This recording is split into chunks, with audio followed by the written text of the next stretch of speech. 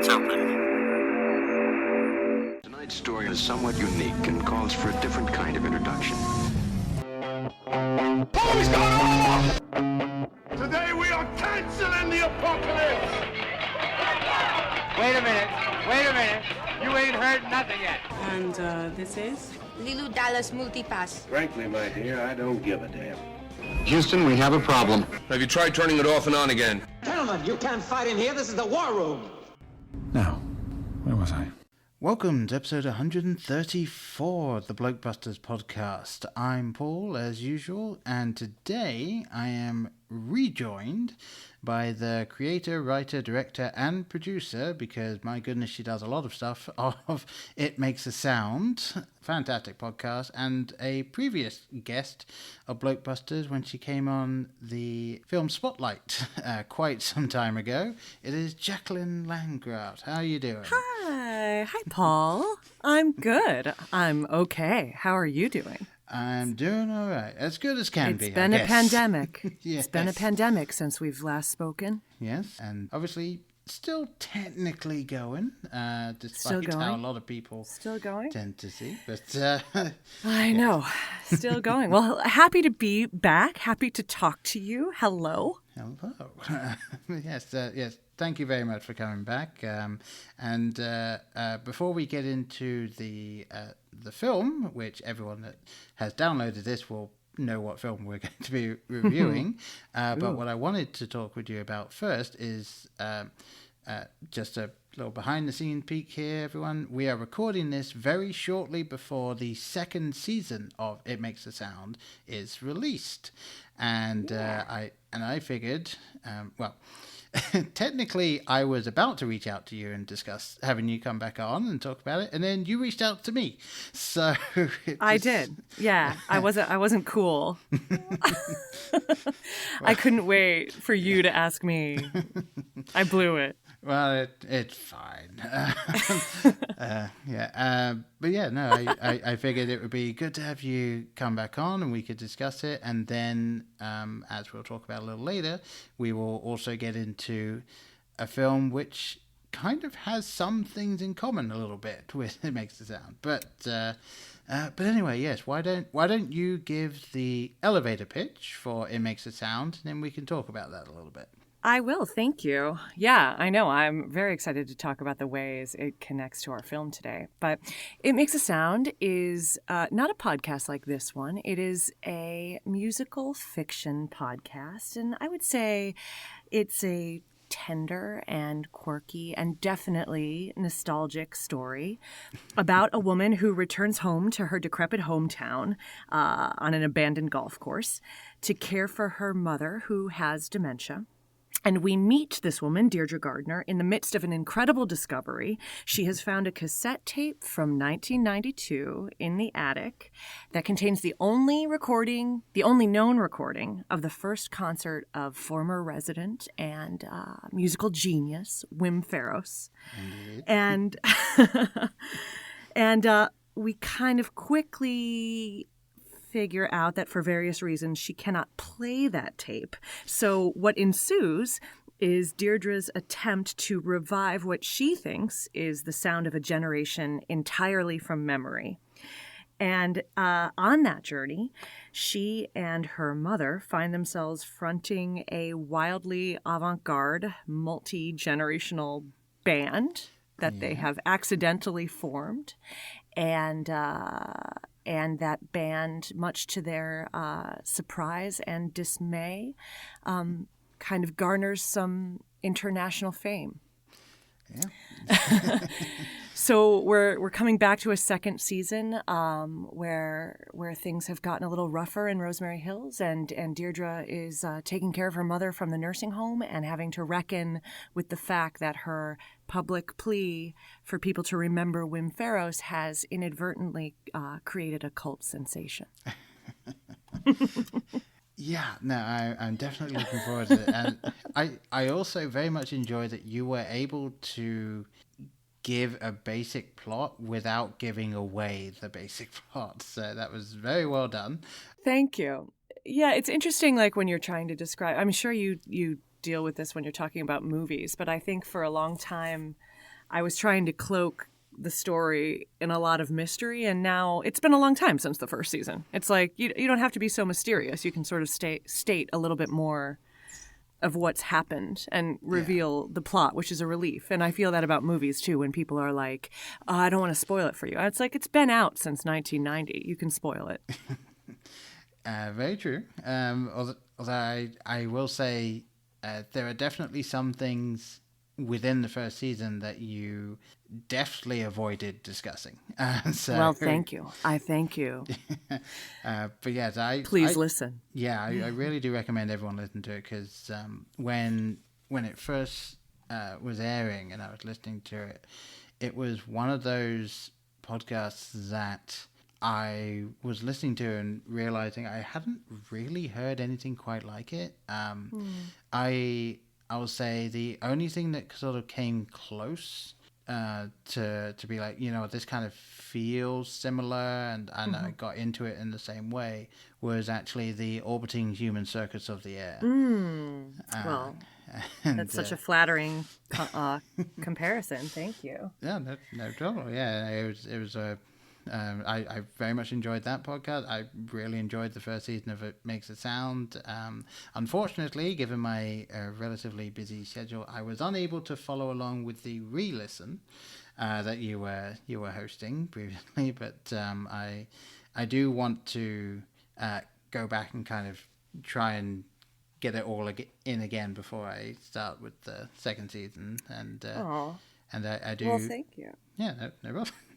Thank you. I mean, you've been such a lovely supporter of the fan right from the beginning, which I appreciate so much. And I'd be interested to hear what you think if you do a re-listen, because I've heard from a lot of listeners that, the show finished in 2018, and we subsequently made a soundtrack album in the following year for the first season, but we haven't had any more story, since 2018. So it's been a long time, and obviously these past few years have been a very intense, very full time for everybody. And so as we've been doing this re-listen to lead up to the second season, it's been interesting because a lot of people have reached out and said, wow, like it sounds quite different on the second listen after what we've been through, because I think at the end of the day, to me, I hope what comes through is that it's really a story about how to transcend grief and loss and solitude,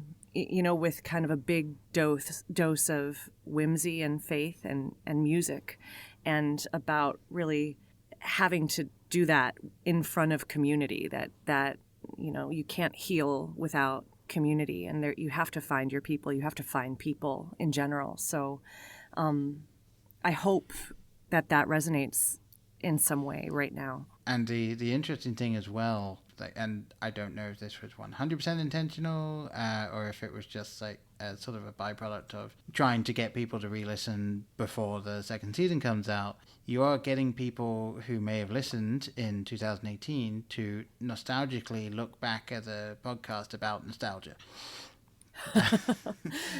That's right. Yeah, it's again, like I can't recommend enough that people go listen to it and just get in on the majesty that is Wim Ferris, or at least the majesty that will be Wim Ferris technically, since, as you pointed out, you don't actually hear Wim Ferris for quite some time. That's right. Who is Wim Ferris? Yes. But that's an interesting point about nostalgia. Like, I wonder if there's like a statistic where nostalgia is something that is meant to kick in, like at how much time has passed before we typically feel nostalgic for something. Mm-hmm. And I imagine that the pandemic has really altered time in some way, like it's only been a span of, I mean, not only because it's felt so long, but it's been a span of 2.5 years, not even. And I think we can really feel nostalgic for 2019 or 2018, and I wonder if that's, it seems very rare in my life, that you're nostalgic for a time that was so recent. Yeah, no, it really is something that with everything that's been going on the past couple of years, it's been both the longest 2 years in history but also the shortest. Yeah. And like, yeah, time effectively has accordioned itself just across this time, and it is very odd because, of course, people are going to be nostalgic for a time before there was a pandemic. Doesn't matter what the pandemic is, everyone's going to want it to either be over or to not have happened in the first place. So, Sure. yeah, everyone's really going to be looking back at anything from the before time, and just looking at that. And I do think genuinely that there's something especially whimsical about looking back at a podcast from several years ago that is a person looking back at something from a couple of decades ago, and just like sort of an extra sort of meta layer to it that I very much enjoy. I'm so glad, because I think you'll find that there's a whole lot of meta going on in the second season. Oh, good. Yes, I am a big fan of meta humor, so yes, I'm looking forward to that then. Great. But yes, since we're not going to start getting into any spoilers or anything about the second season, and by the time this comes out, you will have at least released one episode, if not two or three. What is the date that it's coming out, and what is the release schedule for the second season? So the first episode comes out on May 8th, which here in the States is Mother's Day, and that was very purposeful because it's a show about a daughter and her mother. And we're releasing every 2 weeks, so every other Sunday. So that should take us to either I have perhaps a trick up my sleeve. So it's either going to take us to the end of August or the beginning of September. Okay. But like the great thing about podcasts is they're etched in eternity, right? So it doesn't matter. That's what's exciting as a relatively newbie to podcasting in some ways, because this is my only show. Like it's so exciting that people are still coming to the show for the first time, and I'm sure you experience the same thing, where it's like, oh wow, series date, the time that it's active is, especially in the fiction podcasting world, doesn't mean as much as it does, I think, of course, with television, No. Yeah, and it is something that this type of thing just didn't exist in any format, like even, let's say, 20 years ago. You could go out and buy VHS or rent it from Blockbuster or something of something that had been on, usually a film, but I think very rarely they did have TV shows. But the idea that at literally any point in time after something is made, someone could just stumble upon it at any point. Yeah. Yeah, it's really interesting where we're at now, and I'm intrigued to see what happens. Obviously, the only thing that could befall a podcast that would mean that no one could get it anymore would be if whatever hosting server they're on, just like you don't pay the fees or what have you, and it just goes away. But even so, depending on how thorough the person that has been in charge of it is, like maybe they also have a YouTube channel or a SoundCloud or something like that. So.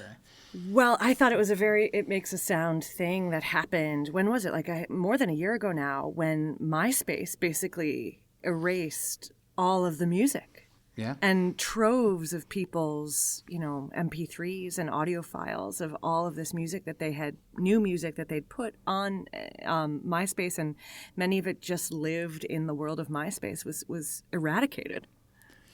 Yeah. It's very... I'll be honest, I have not been on MySpace since I was at university. Yeah, me neither. I would love to be back on it, though. I wish I could remember my password. Can you get on MySpace now? What happens if we go to MySpace? Assuming they haven't shut down the servers, technically, yeah. I'm going. Paul, let's start a new MySpace. This can be our new hobby. I think we don't have anything else to do. It's only right that you create and it makes the sound MySpace. Really. Or even a Wim Ferris MySpace page. Wow, it still exists. Wow, Yeah. it's a real relic. Can I tell you one of the most amazing things that has happened to me because of It Makes a Sound is that I was invited to I live in Los Angeles now, but up until a few years ago I lived in New York, and I was invited to the New York Performing Arts Library at Lincoln Center, where they hold the archives of like the performing arts archives. Wow. And so there's so many amazing relics that like are held in these sort of temperature regulated spaces beneath in the jowls in the bowels, not jowls, in the bowels of Lincoln Center. And we did a little performance there because they kind of connected to It Makes a Sound in the way that Deirdre is a very amateur archivist. And as a little gift to me at the end, they surprised me at the end of the performance. We had the soundtrack album put on an actual cassette tape. And so they put the cassette tape in the archive of the New York City Public Library. Wow. I know. I was so moved by that, and I feel, who knows if anyone will ever come across it ever in the next several hundred years, but I feel like it's one of my greatest achievements that my little cassette tape that I made is now among the archives in the New York Public Library. Yeah, no, I mean, that's insane. that's really tripping. It's insane only for the deepest of nerds, but I appreciate that you think it's insane because I also think that. I mean, yeah, like it really is something like, and you're gonna have people out there that are like, well, podcasts aren't art. Like, it's not. It's like, are you paying any attention to what's going on? Because, like, yeah, of course it is. I mean, especially, I would say, based on listening to everything from the first season and knowing some of the stuff that goes into it, like, you probably put more time and effort into it than some artists spend on their albums. Like, it's thank you. I would say that's true. I didn't know what I was getting myself into, and luckily I've had a few, Vin Cascione, my sound engineer, has been on that journey with me, but yeah, I wouldn't go into fiction podcasting to make your fortunes, but No. it's definitely an area where you still have a lot of amazing creative control, and it was a journey that was thrust upon me, but I feel it's so creatively rewarding because of that. You can put a lot of preciousness into it. Yeah, I love it. I love this medium. Yeah, it is very interesting, and I'm excited to see what comes next. I mean, not even just with the medium, but also to see what you do with it, because obviously you've got the next season of It Makes a Sound coming out, but given what you've done so far, I'm intrigued to see what other things you may end up doing. Thanks, Paul. Thank you so much for saying that. Yeah, no problem. And I guess with all of that, we should probably jump over to the other reason why you're here. So can't wait. Yes, so obviously you reached out just before I was going to, and suggested that you come on, and we had some more time, and I was like, well, given what It Makes a Sound is about, and the nostalgia and the looking back, I can't think of a better film that fits that than a film I had considered reviewing for quite some time and have been unable to find the right, funnily enough, hook for. Ooh la la. Yes, so I figured this time, why not do 1991's Hook? Because I can tell you it is one of the most nostalgic films for me. Absolutely, definitely a huge part of my upbringing. Now, this film was released when I was 4, so I didn't see it when it initially was released. Not only because apparently it was only originally theatrically released in America and Canada. So it did not get, as far as I can tell, it did not Considering get it takes place mostly in London. Yeah, you'd think that, and it's a sequel to Peter Pan with Robin Williams, directed by Steven Spielberg. Right. Why is it not a worldwide release? That's interesting. But way back when, they did not do that. Budget for this film was $70 million, and just in America for the original release, it made $119,654,823 US dollars. So, good job, Spielberg. He's such an underdog. Yes. I think he'll go on to do good things. Yeah, I think so. But yeah, no. I mean, this. I guess my question to start with would be, like, what was your initial introduction to this film? Like, when do you remember when you first saw it? It's such a good question. I was so thrilled when you brought up this film because my first feeling was like, what? It felt similarly like such a seminal film of my childhood, but then it's like I really could only remember the feelings of it. There was so much that I feel like I couldn't recall how it actually went down. Like how they ultimately framed it, the individual scenes. But this is how memory works, right? It's so hard to know if I actually remember this or if upon my very recent rewatch, I kind of dug up all of these almost sense memories around it. So I think that what my memory now is telling me upon the rewatch is that I watched it for the first time with my cousins in rural Wisconsin, and that we were like in my aunt and uncle's basement and, kind of glued to the television. Of course, that I didn't see it in the theater, but I watched it as a VHS tape. Yeah. And I have no idea, I have no idea, but there was so much that kind of came back to me sensorially around it. I think if before I did the rewatch, if I was kind of forced to say what I definitely remember, it's like I remember the look of the film, absolutely, and I remember the food fight scene, very clearly, and I remember Gwyneth Paltrow very clearly. But there was so much about it that I really was like, this is how it unfolds. No recollection of that. Like, truly no recollection even that, like, we meet Robin Williams as a, kind of busy corporate lawyer. Yeah, no, an absolute workaholic. And my favorite part of what you just said is that you have a strong recollection of Gwyneth Paltrow when she is literally on screen for 1 second. I know. But then, what I really thought when I was watching this, I was like, well, this is one way it's dated. It's like, this is a movie about lost boys, and every woman is Gwyneth Paltrow. Like, every woman in the film looks like Gwyneth Paltrow. Like, obviously Maggie Smith is meant to be old Gwyneth Paltrow, but then there's actual Gwyneth Paltrow, and then there's Robin Williams's mother who looks exactly like Gwyneth Paltrow, and then the kid who, of course, looks like Gwyneth Paltrow, and the wife who looks like Gwyneth Paltrow.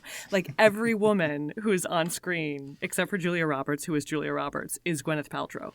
Yeah, it is very interesting. So that, and I will say one of my notes as I was watching it was apparently it's the hairstyle of Maggie Smith that dictates how old she looks, because because she looks older in this than she looks in the Harry Potter films. I mean, Maggie Smith has been old for like 6 decades. Yeah. Yeah, she has just She's a stunning woman. Like, I think she's beautiful. I think she's beautiful right now. But, and like when you look at her in the Royal Shakespeare Company and, and when she was doing all of those early plays, she's such a knockout. And the prime of Miss Jean Brodie, things like that. She's a real knockout, and she is still a real knockout. But, like, they've had her playing old for so long. Yeah. I wonder if anybody's played old as long as Maggie Smith has played old. Well, that's it. I mean, even if you just were to say this was the start of it, she's been playing old for 31 years. This can't even have been the start of it. It's got to be over that. And you know Yeah. what? It makes me think about like all those hot, those like hot Shakespeare ladies, like all of the hot women of the Royal Shakespeare Company. And like somehow Helen Mirren got her moment, whether it was like a meme or whatever it was. But you know how like everybody has seen all those pictures of like Helen Mirren in a bikini at age 60, at age 70. And so somehow Helen Mirren got to like reclaim her vitality and then started playing all these sex pots again. Yeah. I think she was like about to turn over the edge, and then somebody snapped her on the beach and they're like, whoa, Helen Mirren is Stone Cold Fox and she's 70. But I feel like Maggie Smith should have staged a paparazzi photo like that because, if somebody had just been like, oh my God, Maggie Smith is also a Stone Cold Fox, her whole career could have turned. I suppose, although I have a feeling she's probably absolutely fine with where she's at. Yeah, I'm sure she's fine. And obviously for an entire generation, for the rest of their lives, she will be McGonagall. Like, there's just nothing else. Doesn't matter what else she does at this point or what else they see her in. She is McGonagall, and I have no issue with that. That's right. Right. But yeah, one thing I did want to ask you, and I have Sounds one of sad, many right? things, but like one of the big things that I initially thought of when I was like, okay, we're going to do this film, is can you think of anyone else who could have played Peter Pan grown up? I mean, I'd have liked to have seen Tom Cruise give it a shot. I mean, like 1991 Tom Cruise as grown-up Peter Pan. I mean, he would have been... I mean, he basically would have fit into the same clothing that the original Peter Pan wore.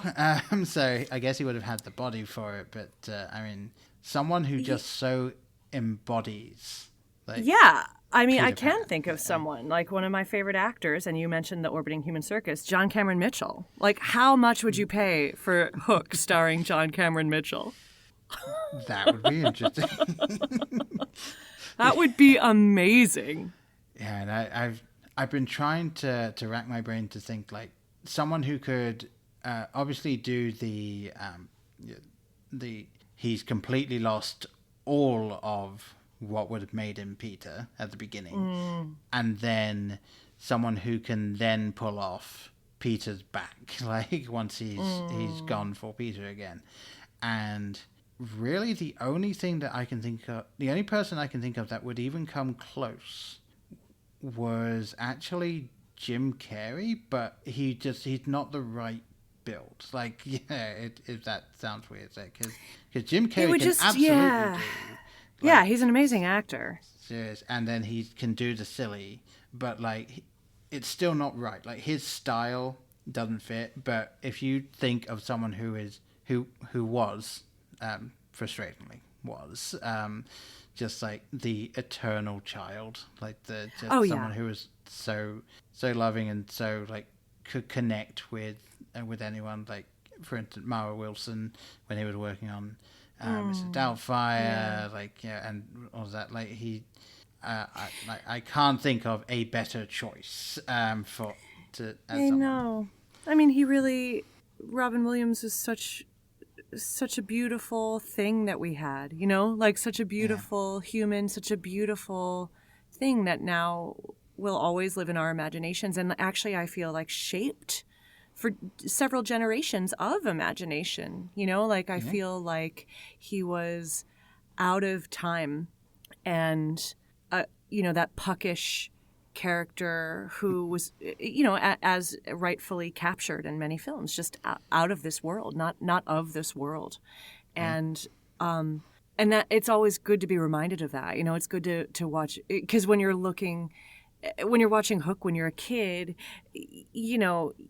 in some ways, I guess you take Robin Williams for granted only because, you're not thinking about him being an actor, but he is embedded in the very fabric of your being, and he's embedded in the very fabric of my childhood, And and my imagination. And so it's always, yeah, whatever anybody thinks of this movie, it's just like, of course it's a perfect vehicle for Robin Williams. Why would you do this movie if not for Robin Williams, right? Yeah, no, absolutely. And it was so odd to go back and rewatch this. This is the first time I've watched this since Robin Williams died. And Yeah, me too. Yeah. Yeah, it was odd to rewatch this, and like I didn't realize that I knew it was a little bit until he really started to accept that he was Peter and then become Peter again. I didn't realize it was a full hour to an hour and a half. I know, my God, the exposition. But the thing that got me was, even though it took that long, I wasn't bored. And I don't know how much of that was nostalgia, but watching it, I felt they did a good job pacing it. They really set up, just how bad of a father, and not necessarily that he wasn't providing for his kids or anything like that, but he is absolutely not a present father. He's working himself to the bone, and then after you saw that quite clearly, you then got to see where he came from. And even though I don't think a single person went into the film not knowing that Robin Williams was playing Peter Pan. Sure, of course, right. Yeah, it was still not until you got to see Granny Wendy and they really started talking about the old stories that you started to go, oh yeah, he was Peter. Okay, what the hell happened? And then Hook comes along, and a fantastic way Dustin of doing Hoffman, it, I thought. yeah. Yeah. And I actually wanted to ask, I don't know if you're aware, did you catch the other role that he has in the film? That Robin Williams has? No, that Dustin Hoffman has? Yeah. No. Perhaps I was chopping my Brussels sprouts. He's the voice of the pilot on the plane. Oh. So. Wow, that is amazing. Yeah. That's so amazing. So, and that's another thing where, because obviously, ultimately with this film, it could be entirely in his head. Wow. They set it up in a way that pretty much everything that happens, is pulling from things. So, Hook, this ultimate force that's been hounding him for his life and that he is, scared of, it's the voice of the person flying the plane, and he's terrified of flying. So that is so interesting, and it makes me actually relate it to one of my favorite stories that about filmmaking that is connected to Dustin Hoffman, because years ago when I was living in New York, I went to see the great Mike Nichols speak, and at the 92nd Street Y, and he said something to the audience. He said, any playwright or screenwriter or director worth their salt must state their thesis both immediately and invisibly. And then he's like, for instance, in The Graduate, he's like, I worked really hard to state my thesis immediately and invisibly. Does anybody know what the very first thing that the audience is aware of in the movie is? What's the first thing that hits you? Do you know The Graduate very well, Paul? I do not. I've only seen bits and pieces. I don't think I've actually sat down and watched the whole thing. So, oh my God. Well, please do, and then I'll come back on and we'll talk about that. But so he asked the audience, he was like, what's the very first thing you see or hear in The Graduate? And almost everybody was like, it's the, Dustin Hoffman on the moving walkway in the airport, where Simon and Garfunkel's Sound of Silence is playing. And Mike Nichols was like, right, that's what you think you saw, but that's what I mean by state your thesis both immediately and invisibly. He was like, actually, the very first image of The Graduate is the picture is black, and then it's basically lights up on this extreme close-up of Dustin Hoffman's face with his eyes closed, and then over the speaker system, you hear Ladies and gentlemen, we are now beginning our descent into Los Angeles. And then the Simon and Garfunkel music starts playing. And then we see Dustin Hoffman on the moving walkway. And he was like, that's the thesis to me of The Graduate. Ladies and gentlemen, we are now beginning our descent into Los Angeles. And I think about that all the time. And I wonder if, I feel like maybe that's such a famous story. I wonder if Spielberg was giving a little nod to that. Could be. That's awesome, though. That's such an amazing Easter egg.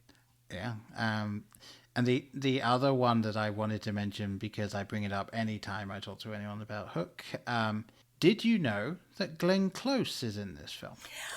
Well, I saw that on IMDb, and I didn't see her in the rewatch. Where was she? She is the pirate that gets put into the boo box. No way! The Yep, one that Hook comes and it's like between Peter and that. No yep. way, that's Glenn Close? That's Glenn Close. That's amazing. I mean, I did know what I did notice right away. I was like, is that David Crosby? I did notice David Crosby. Did you? I think I did this time. Like, I previously had no idea who that guy was. So, yeah. I had... That was the one that really caught my eye. I was like, what? And then, of course, I looked on IMDb, and David Crosby is indeed Tickles. And he's the guy who gets Peter Pan, steps down hard on the plank, and it knocks him in the balls. Yep. And did you, by any chance, notice who Inspector Good was at the beginning? I did indeed, yes.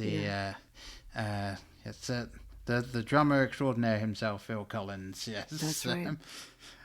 Oh man, and it's fun to be famous. Oh yeah, and then oddly, the cameo that there's no way you would know this if you didn't either look it up or were directly told. I know who you're gonna say. Yeah, George Lucas and Carrie Fisher are the kissing couple at the end of the film. No, I didn't know George Lucas was the other one. Yep. Oh my god.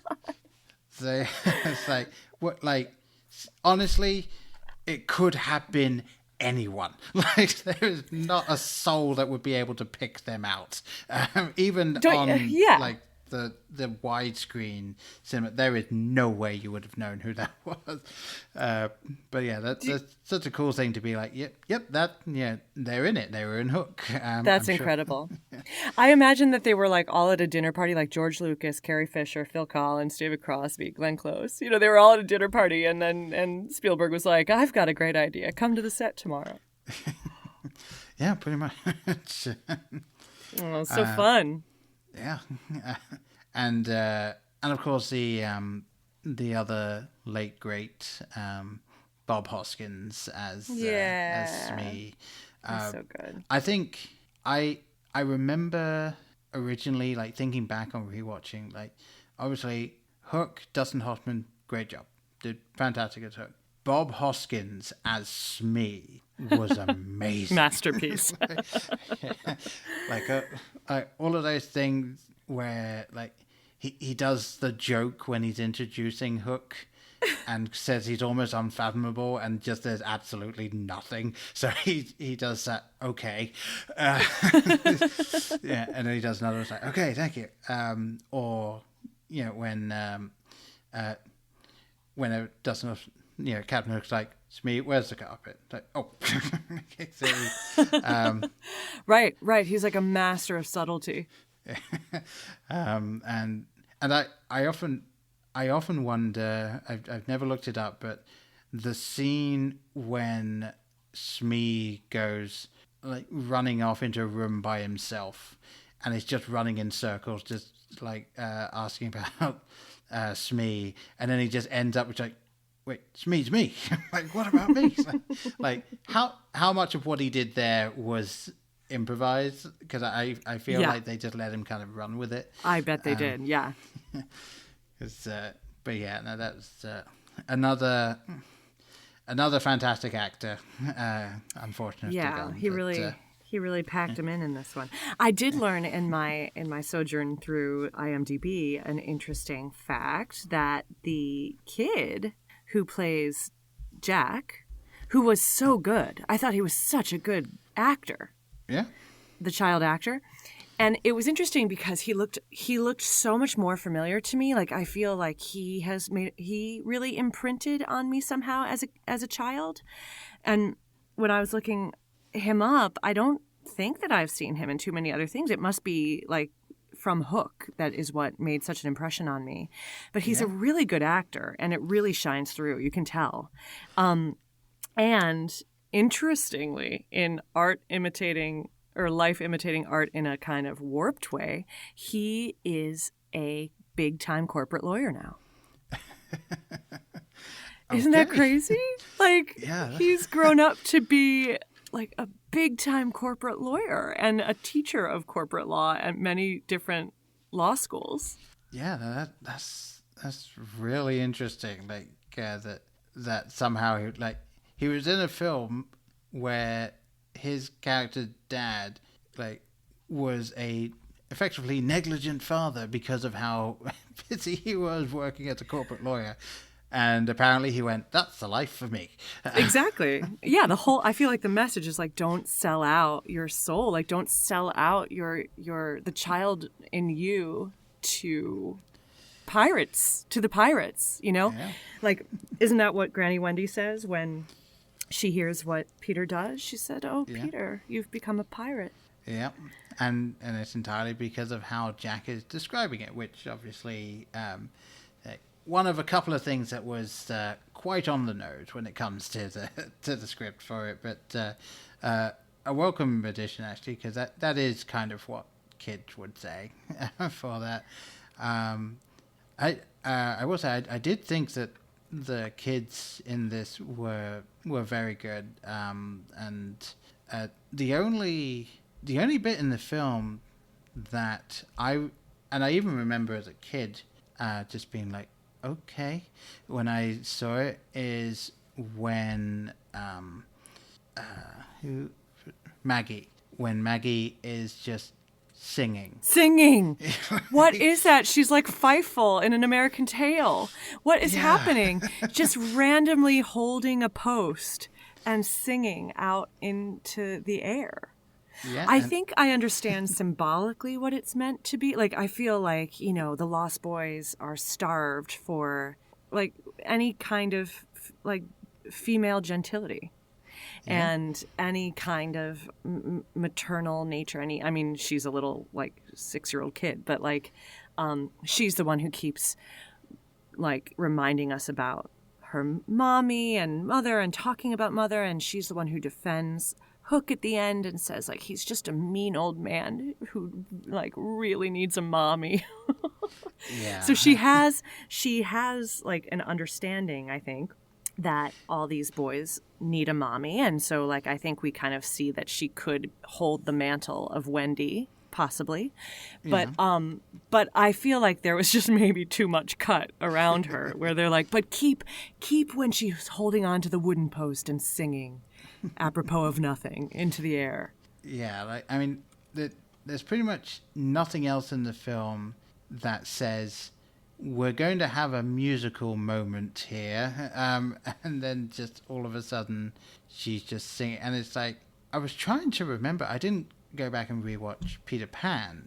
Is there a moment when Wendy is singing to the Lost Boys in that film? Because maybe they were just trying to... If there was, I know she was telling stories to the Lost Boys. I don't think she sang, but maybe, Again, did she not get a song? Seems like they need to, like, have some of the Disney Sopranos be able to work back then. Yeah, they had a number of songs in it anyway, and maybe they were just like, nah, Wendy doesn't need one. I don't know. I was going to say she definitely felt like she was fulfilling the Wendy role in Neverland, like being there. She was a real sweetheart. I do feel like the actor, the real, as I've said, like I felt like the standout actor of all the kids was definitely Jack, and he reminded me a lot of Doogie Howser's friend Max. Like, what's his name? That actor, Max Castanello or something like that. Maybe that's why he felt so familiar to me, because he, like, really seemed like Doogie Howser's wingman. Did you have that show? Maybe did you have that show in Britain? I did not, but that doesn't mean that it wasn't available somewhere. Oh man, but, Doogie Howser MD. Is Neil Patrick Harris as a boy genius doctor and surgeon? I've learned that it exists, and I've learned the basic premise. But yes. Okay, great. Yeah, right, it's in the zeitgeist. Not something I've actively looked out for. No, but you know what made me cock my head in this film on the rewatch was Tinkerbell. Like I got Julia Roberts for a lot of it. I was like, okay, great, good old Tink. But what about the party she throws him for the welcome home and like is suddenly in a full ball gown? I was like, did Richard Gere just come in? Like, did Richard Gere just buy you some clothes, Tink? Like, what? And then she gets bit. I want to talk about that part. What did you make about that part? Let's tell the audience. Because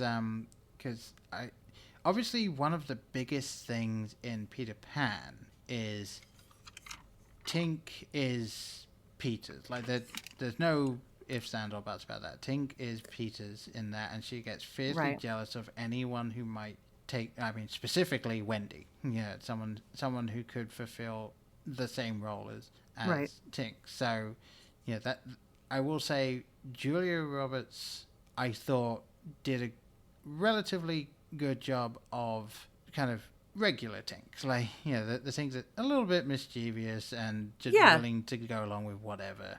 There's absolutely no malice in this Tinkerbell. Right. And I feel like there needed to be something like this was sort of their equivalent of Tink going red, and all it is Tink getting big and then saying that she loves Peter. Like, it's like it wasn't a like she's been so, and it could have been done like she's so mad that Peter grew up and got married, like, and being like, is it because I'm so small, like, it or whatever, and then that being the moment when she finally snaps and like explodes the house and gets big again or something. But again, they didn't even do that. It was just she's upset, but also not really, because she gets over it very quickly. I had a really hard time following the storytelling and the psychology of that moment. I mean, hearing you talk about it, I appreciate that. I mean, I think it's fun that she's possessive and, that she turns red. I appreciate that even in 1991, in a sort of Bechdel test kind of way, they didn't have Tinkerbell, like, just in a sort of petty, jealous fury over Gwyneth Paltrow, who's on screen for a minute, like that part was actually very subtle. I thought they really kept it between Tinkerbell and Peter, which was nice.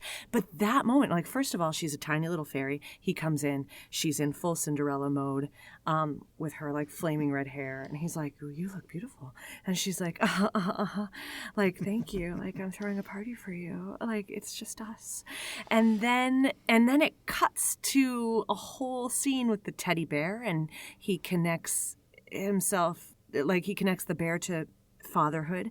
And then doesn't even something else happen before? Yeah. And then, like, another scene happens. And then Rufio gives his sword over, I think. Oh, yeah. And then they cut back and, like, he comes to Tinkerbell in her little house made of credit cards. And she's back in, like, sort of fairy peasant dress. And she's crying. And he is now like full kid mode. And he seems to have some sort of amnesia now that he's gone back into full kid mode, like can't remember his adulthood in a reversal. And so he doesn't like recognize that she's sad. He just thinks she's sick or something. So he starts making jokes. And then she asks, doesn't she ask him? She's like, "Do you even know why you're in Neverland?" And he says something about he suddenly like stirs into memory about Moira. Is that her name? His wife. Well, no, it's not even that, because she said, "Why are you here?" And he says, "Oh, like, to play and have fun. Ask me another one." And like, and then she says, like, what about your kids? And then he's like, Peter Pan's got kids. Right. And then it's not until she gets big and goes up to him and kisses him and says that she loves him. And then it's him saying, I love, and then he says Moira. And it's like, and it is odd because obviously the happy thought that got him to fly again is remembering that he's a dad. And then between that and talking to Tinkerbell again, which is, I think, only about 2 minutes of screen time, he has completely forgotten everything. Right. So his happy thought that got him to fly again is no longer his happy thought until he then remembers again, I guess. I'm not sure. It's a little bit of a... I found that part so confusing. I found it so confusing. And I also feel like I still don't understand what made her big. The fact that he is now an adult and a big guy and doesn't remember his adulthood. And so she's suddenly able to be big and profess her love to him. What does she feel is next? What are they going to do here in Never Never Land together? Well, she does just have that. It kind of feels like a throwaway line, but after she does explode, she says, "Dear me, I did it," and it's like she was trying to do. Is it something that she's tried before and she finally was able to do it, or is it something that she didn't know she could do, and then all of a sudden she obviously is now big? It definitely felt like obviously, if she felt that she isn't enough for Peter at the size she's at, she was just trying to get bigger. But again, it was definitely something that felt like they wanted to address the original, the original relationship from the first film. But the problematic part is they're not going to have Peter Pan suddenly decide he's in love with Tinkerbell, because that's not going to work. It's funny. To me, it felt like it was a moment where it was like, we can't have our biggest, most gorgeous star not be her proper size in a ball gown for at least 45 seconds of this film. Yeah. And kiss our leading man, which was annoying to me. I was like, really? Come on. Yeah, and this came out, a year after Pretty Woman, so so pretty much was just like, well, she was dressed up in that. Do we do it again? Yeah, let's do it again. But yeah, it probably was a studio note if I had to guess. I absolutely feel it was, and I feel like Spielberg was like, fine, let's do it. It's not going to work, but I'll show you. Yeah, he probably got an extra 10 million out of it. It was like, tell you what, I'll do it if you give me more money to dress up the Lost Boys area or something. Yeah. But that's it. Speaking of, kind of, I think why we're tying this movie into It Makes a Sound is sort of the thing that I'm obsessed with is, the impossibility of memory. The fact that whole pieces of our memory get lost, get compartmentalized, get taken away. And I do think memory is such an interesting thing in this movie. At the beginning, it's almost like, I don't know, from a contemporary lens. Maybe you'd know better because of the line of work you're in, but it's almost like Peter's time, Peter Banning's time as Peter Pan is totally erased from his memory. He says that he doesn't remember anything before he was adopted at age 12. And it's almost like trauma, it's so separate from him. Yeah. And then there's this moment that we were just talking about where it's like the second he kind of goes back into his childhood, he has an amnesia for his adulthood. Yeah, and they even throw in a line when Maggie's being taken away from Jack, where she's yelling "Neverland makes you forget." So it's almost like, did they throw that in so that they could have Peter forget his adult life? But I do think it is interesting because it seems like, and obviously, this is all conjecture based on, we're basically Charlie Day now with the with the poster boards and the string everywhere. But like in the original Peter Pan, it very much seems like George at some point in his childhood probably either went to Neverland or witnessed something, because at the end of the film he says, like when he sees the flying ship, he's like, that reminds me of something, like I think I've seen that before. And so it's like, it really does seem that anyone that has left Neverland and comes and grows up, with the exception of Wendy, it seems like it's almost like a past life. Yeah. Yeah. Once you actually grow up, you lose. I have no idea why this just jumped into my head, but have you ever seen? I think it was a Disney Channel original or something like that. It was a Tooth Fairy film with like, was it Kirstie Alley or something? No, sounds great. I mean, it basically is it Kirstie? I always get the two names mixed up. Whoever was the second in command in Third Rock from the Sun. Oh, Kristen Johnson. That's it. So it was her. So she is the main character in this film. And like, she dies, but she gets turned into a tooth fairy. Nice. And so like she's trying to come back. It turns out if she does this thing, she might be able to, but she has to basically let kids see her, which is against the rules, and blah, blah, blah, blah, blah. It's a Disney Channel film. You can probably guess what happens by the end anyway. But anyway, the entire premise of that is, once you lose your last child's teeth, you lose all memory of like the magic of the Tooth Fairy and stuff like that. Like, so it's like, and it's kind of like like in this, it seems as though once you accept that you're going to grow up, like, you lose your memory of Neverland. And I think the idea is Wendy never 100% grew up. She always had that child like streak, like and so but Peter did.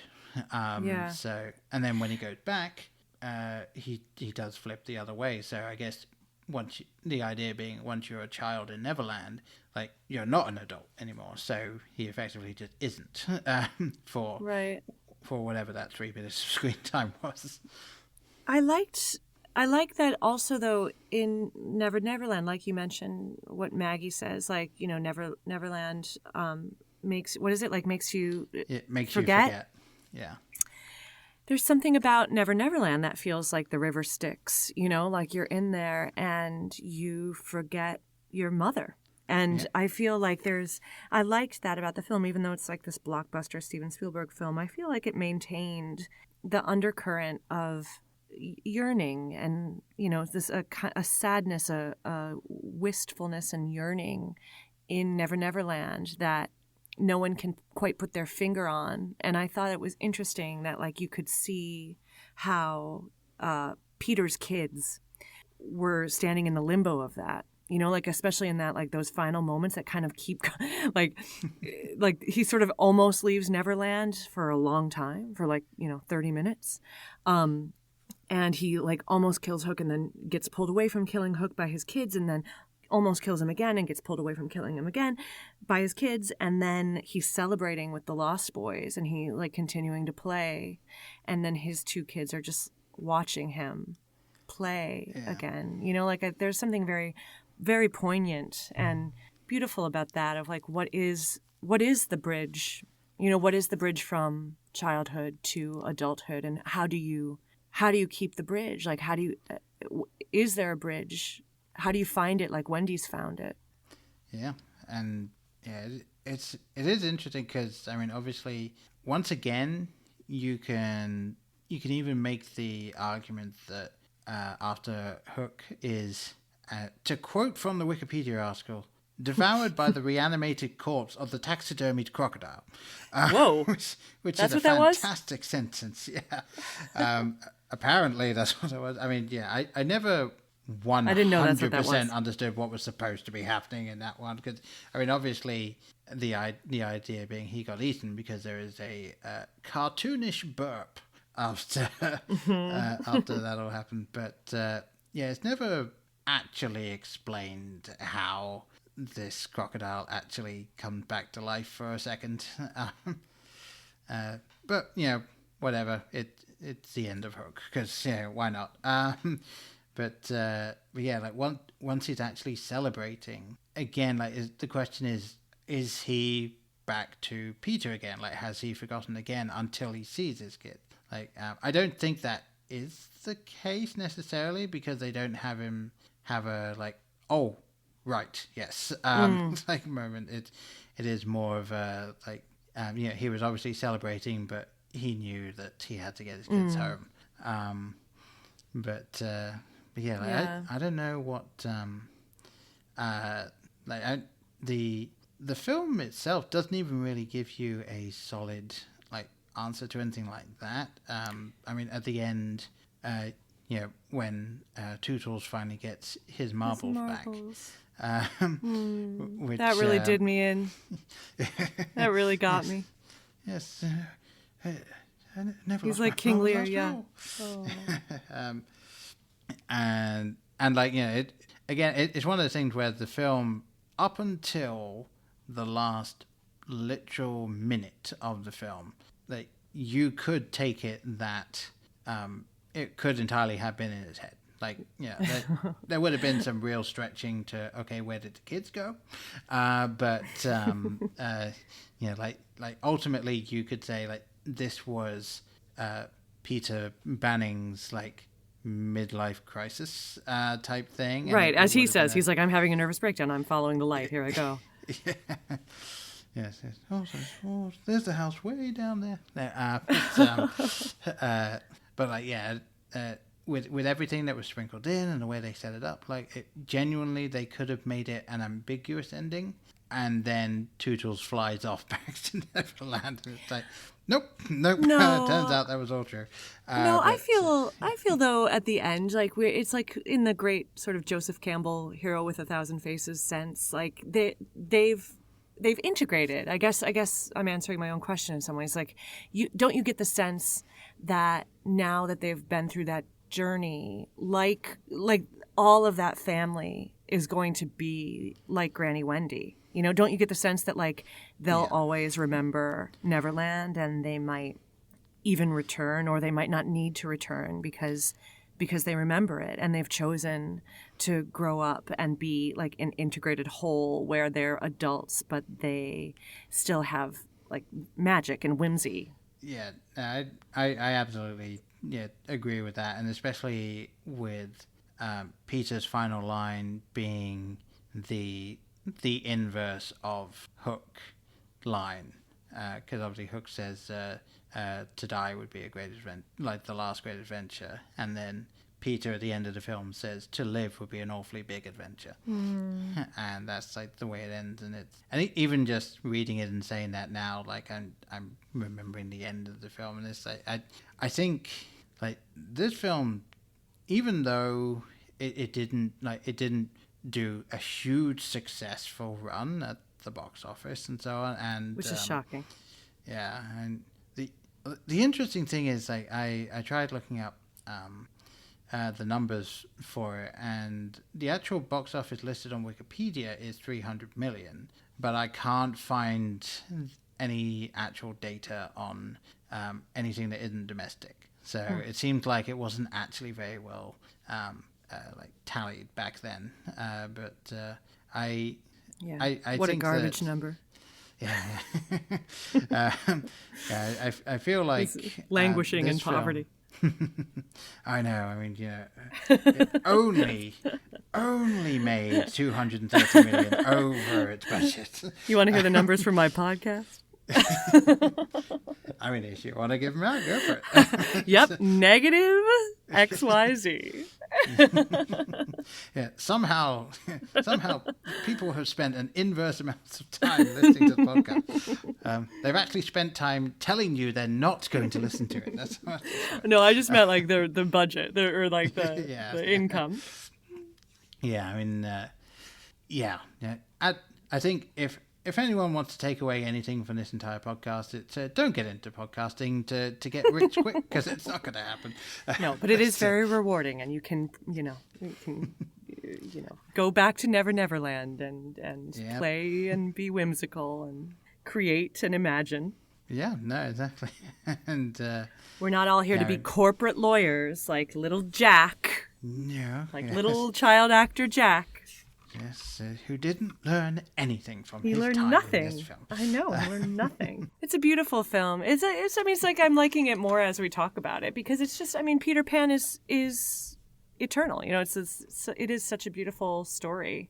And I like Tinkerbell. I think it's Tinkerbell's last line, when she says, "That place between sleep and wake, that's where I'll always love you. That's where I'll be waiting."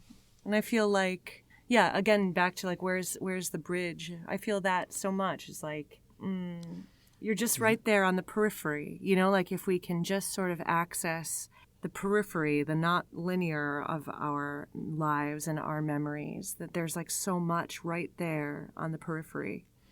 Yeah. And although, again, if you actually think about it, like from a purely just straightforward standpoint, a little creepy. Right. Peter has on absolutely no uncertain terms expressed to her that he is in love with his wife, and the last thing she says to him is just like, "I will always be waiting for you." It's true. That's why I so very much wish that one scene where she becomes big, it was not in there, because then it would just be like a very lovely, like a beautiful platonic love, or more than platonic, like loyal, deep friend, comrade, protector love. Yeah. And they really ruined it with that moment. Yeah, and I didn't, obviously previously when I watched it, I wasn't really picking up on those kinds of things. Like I obviously was more just swept up in everything, but like actually sitting down and trying to disseminate some of this stuff, it's like, yeah, no, that's not great. Problematic, yeah. Although I think the best way to finish this up would actually be, rather than like saying whether or not you'd recommend the film, because I absolutely would, and I'm sure you would too. Yeah, like, of course. Yeah. Fantastic. What sort of monster would I be if I did? But what is your favorite thing from this film? Like, either because it was a nostalgia thing for you, or just on this rewatch, like just one thing that stood out to you as like either a joke or a line or something like that just stuck with you. I can give you mine. Yeah, you start then. Okay. It is actually something that has stuck with me since the first ever time I watched it, and it's because, and I don't know if it's because it's almost one of those things that you would expect to see in like a Monty Python bit. Like, it feels very Life of Brian, actually. It's when Peter is flying to get Maggie, and he goes in through the window and he clashes swords with a pirate who says, "Wait, ain't you?" And he says, "Peter Pan," and the pirate just jumps out the window. Like, it's an absolutely ridiculous bit, but for some reason it has stuck with me over all these years of just like, that's kind of what this film was. Like, that's interesting. It wasn't taking itself too seriously, and any pirate that by himself is taking on Peter Pan probably would jump out the window, because they're not going to get Peter. So like, I found it a very fun moment, and I still laughed at it the same way I did the first time I saw it. So well, that's great. That's very joyful. And there you go. Like, that is the nostalgic bridge from the present to the past for you, Yeah. Probably laughed in the same way that you laughed when you were a kid. Yeah. Well, hearing yours, I did remember mine, and it's, if you'll forgive me, like, it's much more sentimental than yours. Sure. It's the moment when, I don't know what this Lost Boy's name is, but that, like, beautiful, one of the littles of the Lost Boys, like, has a sort of extended scene where Peter has like just kind of come back to Never Never Land, and they're all told it's Peter Pan, and they don't believe it, and they've been questioning him.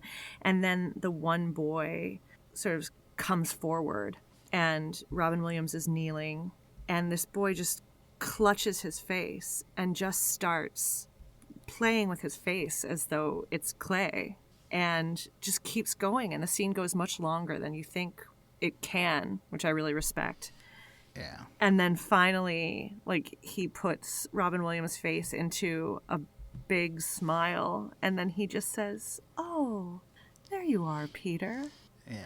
And then all the boys like slowly come forward, and they all start playing with his face, and they keep putting back in a smile, and then they're all like, "Oh, Peter. Oh, hello, Peter." Oh, come on. That moment is so gorgeous. Yeah, I mean, the really well done.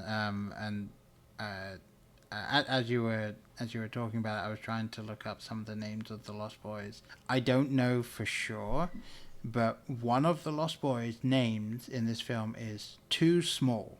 It might be Too Small. I'm gonna hazard a guess that probably. Oh, although Too Small's probably the one at the end that he's like, "Who am I gonna be in charge of?" And then Peter says, "The bugs, the littlest bugs." Yeah. So it might not be him, but it's one of the Smalls. Yeah. That's a lovely, lovely moment. I think the Lost Boys are, they really get me. Yeah, no, I mean they again, like, they did a very good job of like casting the Lost Boys, because I mean, they weren't just gonna have the Lost Boys from Peter Pan, like that wasn't just gonna happen. And then of course they have a new leader in Rufio. Sure. And Rufio's death is very fast and very terrible. And I thought that Lost Boys, I thought you couldn't die in Never Never Land. So what's up there? I don't know if that is officially a thing, actually, thinking about it. Because he said, you don't Peter grow says, old. You don't grow old, because Peter says, like, when we see his reasoning, when like the carriage rolls away from his parents, he sees like, I ran away because I didn't want to grow old, because people grow old and die. Right. Well, that's the thing. So he didn't want to grow old because that leads to death, but that, obviously, ultimately, that you could fall from a great height and still die, and you're not dying from old age. So I think it was interesting, because I think that is the only death in the entire canon of Peter Pan. Yeah. Yeah. Although one thing I will say, for people who are actually fans of sort of slightly like morbid sort of retellings or different takes on these things, there is an author called Christina Henry who has written kind of morbid, twisted retellings of a bunch of like those old stories. So there's 3 books in Alice in Wonderland tale. There is one of Red Riding Hood, and then they did one that's called Lost Boy, and it is about the original Lost Boy that Peter first got, and about how he slowly becomes disillusioned with Peter. And that sounds good. I mean, it's very good and very interesting, because the Peter in that book does not care if the Lost Boys live or die, because he can always just go and get more. He just wants people to play with. Jeez, dark. And yeah, I mean, What a narcissist. It gets very dark. And I'll be perfectly frank, anyone that really is paying attention will figure out who this Lost Boy is. I mean, like, it's just, you're gonna know who it is. But it's a really interesting story, and a very cool way that it's told. Is it Captain Hook? Yeah. I can neither confirm nor deny that one. Well, However. can I lighten us up from the macabre there and just say that I'm looking at my notebook of one thing I wrote down, and I really loved the part when like basically the Peter Pan training sequence. I love a training sequence, and so when the Lost Boys are trying to help him fly again, And they come with their homemade signs with different happy thoughts to encourage him. And they're each holding up a sign and they say horsies, bugs, birthday, and gum. I very much enjoy it. Like, and yeah, again, like if it wasn't, I will say, if it wasn't the pirate jumping out the window, that was the thing that kind of really stuck with me ever since the initial watch. Actually, that scene when Peter says, "I got it. Not being in a slingshot would make me very happy." Like the way that you could still hear him saying happy as he goes up and then comes down. Just again, like, yeah, absolutely. They knew what they had. They knew what they were doing. And, no one can do it like Robin Williams. No, they really can't. Hope punk. Do you know that word, hope punk? I don't think I do. What is that one? I was just looking it up because I was like, I wonder if I can describe my show as hope punk. I think this is a new thing the kids say. It's like the opposite of how you were just describing that like alternate, scary, subversive Peter Pan book. Like it's about like a genre that is like edgy but full of hope. It's the opposite of like dystopian and grim. It's like we're going to insist that in this world there is hope, there is hope, there is hope. So hope punk. So the opposite of like grimdark. I think it's the Do you know that phrase? I didn't know that phrase. I have heard grimdark before.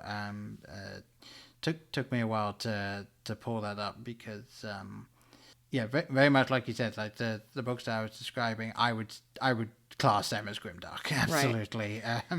But yeah, no, hope punk. Hope punk. Yeah, I mean, Robin Williams was sort of the head of hope punk, I would say, for us in our childhoods. Yeah, pretty much. I mean, oddly, there was one other film again with Robin Williams in it that I considered asking you to come in on, and maybe we can do it again in the future. Patch Adams. Not Patch Adams. Good. I've never seen it. But a similar film that kind of a lot of people haven't seen or haven't decided to watch. Have you seen the film Toys? You know, I think I saw that in the theaters, and I don't remember it. I remember it very well, and I don't really know anyone else that has watched it. And it is, I mean, it's an avant-garde comedy with Robin Williams, Joan Cusack, and I can't remember the other lead people in it, but like it is. I'll watch it. Out there, it is absolutely out there. So I remember like the trailer of it. I can picture the poster right now, even, and there's something like he's almost in like a suspenders or something. Is that right? Like. Kind of. I mean, he's always in suspenders, I guess. Robin Williams is always in suspenders. Yeah, no, he's a suspender actor. Yeah, they took his promotional still from Mork and Mindy and just shoved it on the poster. Yeah, like he, from my recollection, he's basically in this odd, almost Willy Wonka-esque sort of setup, and like it's. I'm not actually going to go into it because I kind of want you to watch it so that we can talk about it. I will. I'd love to. Yeah. All right. And so at some point in the future, we'll have you back on to talk about that. Season 3. Exactly. Thank you, Paul. Thank you for having me on. This was so fun. Yeah, no, anytime. And before we let you go, why don't you tell people where they can find both you and It Makes a Sound? Sure. You can find me on various social medias and also on my website, jacquelinelandgraf.com. And that will lead you to itmakesasound.com. And you can follow us on Twitter, iMass Podcast, and listen to the podcast wherever you've listened to a podcast. Yes, all good podcatchers. You'll find it there. And yes, to piggyback off of that as well, if you want to get a hold of us about this episode or anything else, just search Blokebusters You'll find us on Facebook, Twitter, Instagram, or you can go to blokebusters.com and look at the lovely snazzy website that I have there. But yes, no. Again, thank you so much for coming back on. It's been a blast talking with you about this and about It Makes a Sound. Very much looking forward to that. And I guess by the time this comes out, very much loved the first few episodes. Oh, thank you. Yes, no, they were fantastic. But yeah. Well, thanks again for all your support, and it's so nice talking nostalgia with you. It was such a pleasure to be able to rewatch this film through this lens. Yeah, no, absolutely. It's been a blast. With all of that being said, yes, I've been Paul, and you've been Jacqueline, and we'll see you next time. Bye. Bye. In case I don't see you, good afternoon, good evening, and good night. Hang on a minute, lads. I've got a great idea. Louis, I think this is the beginning of a beautiful friendship. You're still here? It's over. Go home. Go.